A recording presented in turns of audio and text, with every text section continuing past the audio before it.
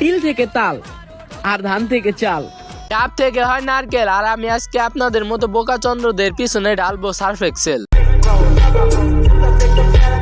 Hello বাবা দান sister, কি অবস্থা সবার, কেমন আছো সবাই? তো চলো বেশি বক বক না করে আজকের ভিডিও শুরু করা যাক। এই সময় কম, শুরু করো।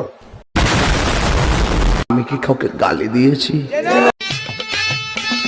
ফরিদপুরে যাইও না, কেন্দামুনা বলো না, ফরিদপুরের মেয়েরা সব ছেলে যদি পায়, আরে বিয়ার আগেই প্রেম করিতে চায়। ভাই এরা এত মানুষের সামনে রাস্তাঘাটে কেমনে নাচানাচি করে? আমার তো এত মানুষের সামনে রাস্তাঘাটে ছবি তুলতেই শরম করে। তাই নাকি? ও আমার তো মনে ছিল না যে এরা একজন টিকটকার। আর এ ধরনের টিকটকারদের যে লজ্জা শরম একটু কম থাকে এটা তো আমার জানাই ছিল না। উপরে আকাশ নিচে পানি, তুমি যে একটা ছাপরি সেটা আমি জানি।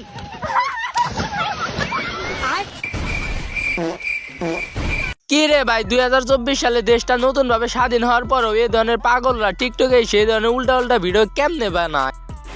এদেরকে তো একটা একটা করে ধরে ধরে আপনার পাগলা গাড়াতে রাখা দরকার, যাতে ছাপরি মুক্ত টিকটক ভিডিও দেখা যায়।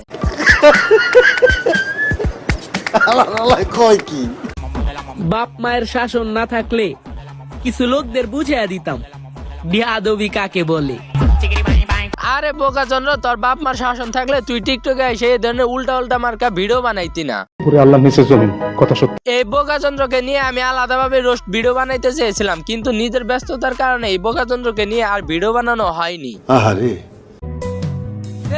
আমি ভালোই ছিলাম, আমি ভালোই ছিলাম। কিরে ভাই, চেহারা দেখে তো মেয়ে মেয়েই মনে হয়, তাহলে ওরা নিজের ছেলে দাবি করলো কেন? ও এরা তো টিকটকার, এটা মনে হয় লিপসিং করতেছে, তাই না?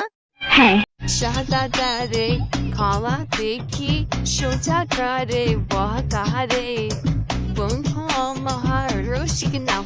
ইনি হচ্ছেন আমাদের দেশের একজন বোকাচন্দ্র টিকটকার। কেন? কারণ টিকটকাররা সাধারণত টিকটক থেকে ভাইরাল হয়ে বড় বড় নায়িকা হওয়ার চিন্তা ভাবনা করে, আর এই বোকাচন্দ্র নায়িকা থেকে প্রফেশনাল টিকটকার হওয়ার চিন্তা ভাবনা করেছিল, যার ফলে এখন তার ক্যারিয়ারে জং ধরা অবস্থা।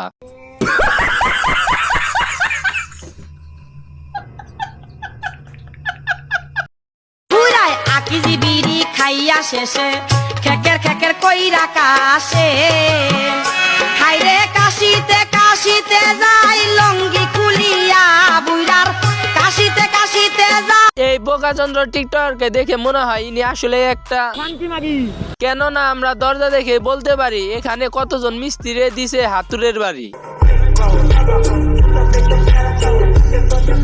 চোখের জলে ভাসিয়ে দিলাম মনের ঠিকানা, খেয়াল শুতে চাইলে তুমি অন্য মোহনা, তবু তোমার সুখে ব্যথার জোয়ার বুকে ডাকবো, শুধু তোমারই থাকবো।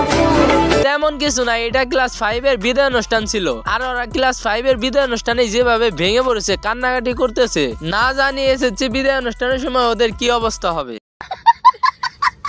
তো আজকের মতো ভিডিওটি শেষ, দেখা হবে পরের কোনো নতুন ভিডিও নিয়ে। তো যদি ভিডিওটি ভালো লেগে থাকে তাহলে লাইক, কমেন্ট